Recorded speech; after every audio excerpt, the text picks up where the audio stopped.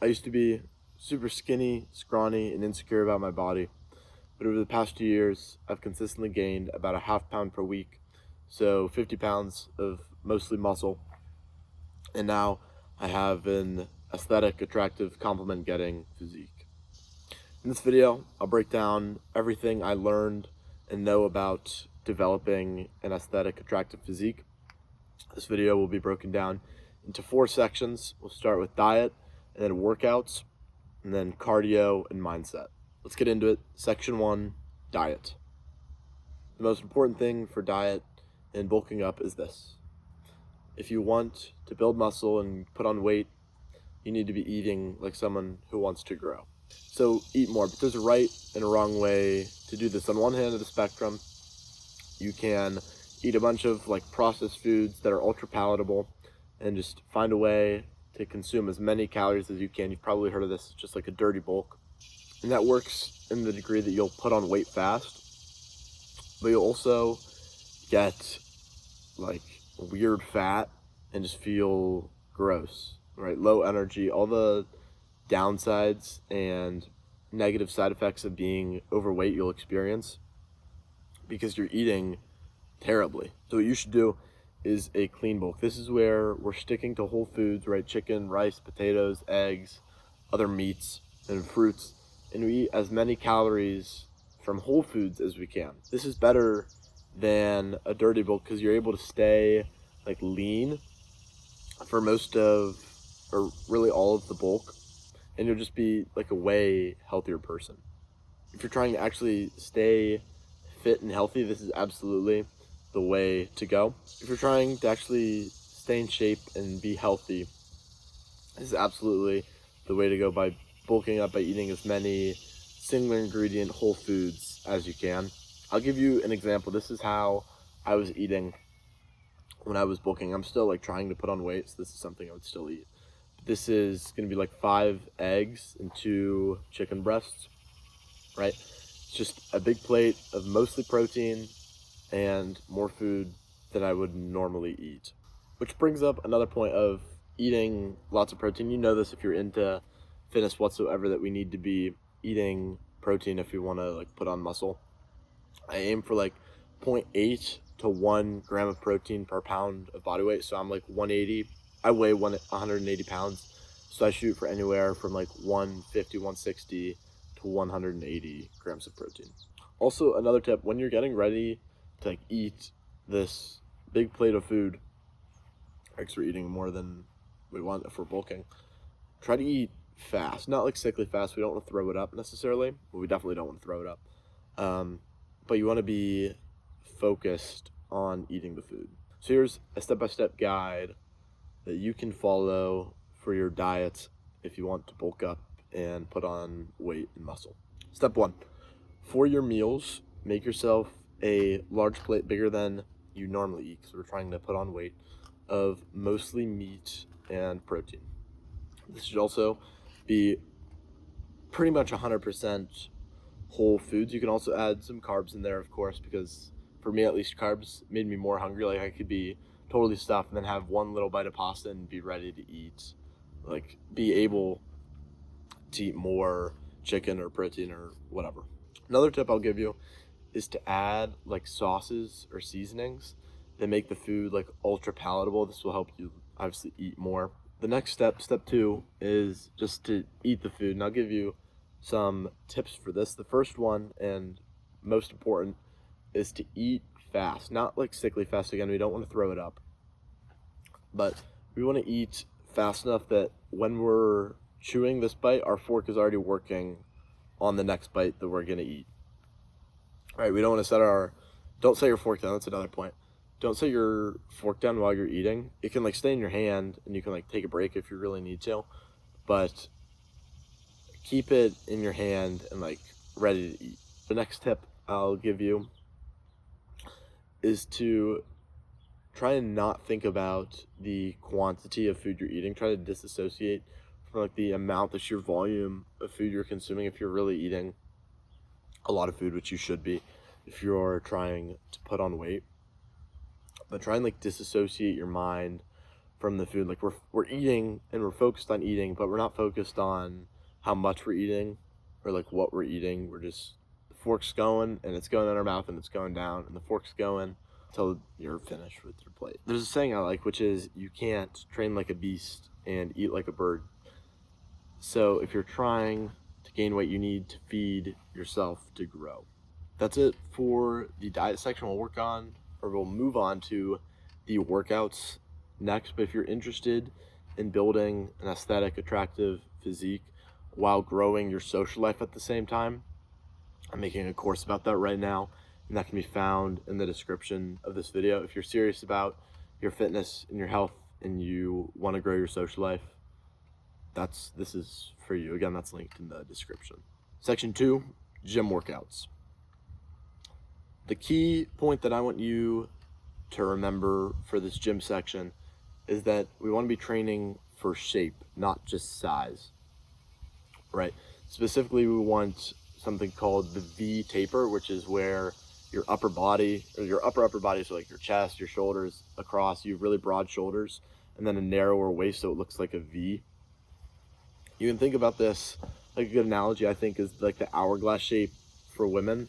It's just like the most attractive body shape, and you can actually train, specifically structure your workouts in a way that'll help you develop that V taper with broader shoulders, broader upper, and a more narrow waist. So how do we structure our workouts to give us this V taper? Well, firstly, I'll tell you what it's not from. It's not from doing this full body lifts and sticking the compound lifts, right? Bench, deadlifts, squats, and just training like full body 3 times a week. Now we need to be training specifically, or at least prioritizing and putting an emphasis on the muscles that will give us a V taper. And what muscles are those? That comes specifically from the outside of your shoulders, so your lateral delts, the upper chest, your neck, and then your biceps, your lats, which are like the part of your back that like flares out and makes it wider, and then your abs as well. Those are the most attractive aesthetic muscles, and if you switch or change your gym regimen to prioritize or put an emphasis on those muscles, you'll develop a more aesthetic, attractive physique. And how do we train those muscles? I'll start with your upper chest, is try and stick to or prioritize incline movements. So this looks like incline bench, incline dumbbell bench. My gym has like an incline press that I really like, so I use that a lot. For your shoulders, this looks like lateral raises. For your neck, you can do neck curls, so like laying on a bench, you have a weight on your forehead and you like curl it up, or the other one where you're still laying on a bench and your head's off and you're looking down with a weight on the back of your head and you just curl your neck upwards. For your lats, like pull-ups or like a chest supported row works really well. Those are my favorites. Abs, you don't want to do these like planks or like really high volume like bicycles, or what you've probably seen like the 5-minute ab routine, and then it's just like a bunch of random workouts where you're just like doing 1,000 reps. No, you want to be training those similar to failure. So you can do like a cable crunch, which is where you have the cable like above your head and you're on your knees and you like curl yourself down. You can also do like leg lifts, which is where you're hanging from a bar and you have like a weight in between your feet and you lift your legs, so it's like trying to get it to 90 degrees. Right now I'm trying to hit the gym like 6 days a week, and I'm on push-pull legs. So like Monday, for instance, will be a push day, and I'll do like pushing movements, so like chest with a priority on my upper chest. I'll start with an incline bench, and then I'll go to incline dumbbell bench, and then I'll go to incline press. Pull days is the same concept. I'm doing like pulling exercises, so I'll put an emphasis on my lats. I'll start with like pull-ups or chest supported row, and then I do biceps on my pull day as well. So I do like a seated, like an incline dumbbell curl where you're on an incline, so it like really stretches that bicep muscle and you curl from like sitting down. Then legs, I just do like squats and whatnot and repeat that. So push Monday, pull Tuesday, legs Wednesday, push Thursday, pull Friday. The next section on how to build a more attractive aesthetic physique is cardio. Cardio is important because it will keep your body like functional and athletic. And who cares if you have this really good looking body, aesthetic body, it looks awesome if you can't run a mile or you're totally out of breath by the time you climb like one flight of stairs. Like, come on. Doing cardio also like helps your physique get a little pop to it and stay like leaner and just look better. For cardio, what I'm doing right now is I'm trying to follow the advice of Andrew Huberman. You may have heard of him. He's a scientist. He's like a neuroscientist at Stanford School of Medicine, but he has this podcast where he goes into like a bunch of research. He covers exercise a lot. And for cardio specifically, he recommends like running 3 times a week, 1 long, 1 medium, and 1 short distance. So like for longs, it'd be like 60 plus minutes at like zone 2 pace. Zone 2 is where you can hold a conversation while you're running. For me, this ends up to be like 7 or 8 miles. And then medium distance is like 1 to 2 miles of just a lighter pace where like your recovery, you're just trying to keep moving. This specifically, this medium distance run is an awesome one where you can invite someone to, especially if they don't run a lot, because it's only 1 to 2 miles and you're going for a lighter pace. It's really easy for people that don't run to still be willing to do this, and they can like keep up because you're not trying to push the pace. And then your shorter runs, this is like a sprint workout, or yeah, it's basically just a sprint workout. For me, what I'm doing right now is I'll go to a track and like sprint 100 meters and then walk 100 back, and then as soon as I get back, sprint another 100. And I'll do that until I've done 8 reps. That's 8 reps, yeah, so 8 sprints, which means your total like commute distance is about 1 mile and you're sprinting for half a mile, which is pretty good. That'll get you winded. And then another thing with cardio that you're maybe thinking is, how do I structure this around my gym workout so I'm not like super sore? I know I'm doing it is I do my most intense run, which is the sprint. I do that as far away from my leg day as I can. So if it's push Monday, pull Tuesday, legs Wednesday, I'll do my sprint on Monday, and then I'll do my medium, it's kind of light, on that Wednesday because my legs might be sore from the lift, and it's just like that run isn't really going to tire you out. And then I'll do my long run on Friday.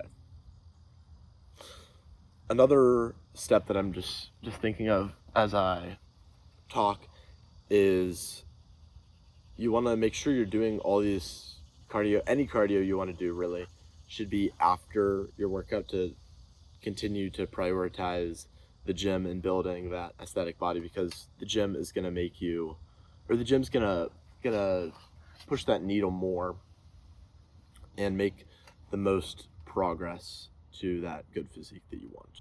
So do cardio with your gym workouts to stay like mobile and athletic. We're trying to build like a machine here, not just a good looking body. Section 4, mindset. The final section of building an aesthetic body is your mindset, and the key here is to design your plan so that you can stick to it long term, like years and years and years. If you're on some special 12-week program that you think is really gonna dial in your fitness, but you know you aren't gonna be able to stick to it for like more than 3 to 6 months, and you'll know like deep inside that you're gonna get burned out of it, then it isn't the perfect training plan, and it's actually not the training plan you should be on, even if you think it's gonna move that needle faster and get you to where you want to go faster. If you can't sustain it, then there's no point, right? We want to be super fit when we're like 30 or 35, right? Of course. So why would we specifically pick a training plan that we know we're gonna get burnt out of after a few months? That would be silly, right? Right? What does it matter if we get super fit at 18, 19. Heck, let's say we stay fit until we're 22, and then we fall off and we're back to like before we even started by 30 because we haven't trained because we got so burned out of this silly routine. Is it really gonna matter that you got fit at all? What are you gonna be like, hey, I know I look kind of crappy now and am out of shape, but hey, look at me when I'm 20 years old. How cool is that? How good am I? Like, no, right? No one, because no one cares. It doesn't matter what you look like 5 years ago. It only matters right now. So pick a routine you can stick to long term. Sustainability is the most important part of this, and the most underrated, absolutely, part of this, right? Is a lifestyle. The goal was never to get fit. The goal is to stay fit. If you get your diet dialed in, train the right muscles with good intent, do cardio to stay athletic, and stick to a plan long term, you'll reach a physique that most guys never come close to. I built my physique and social connection by following this path exactly. And if you're interested in building your social life and your physique at the same time, again, I'm making a course, and that can be found in the description of this video if you're interested.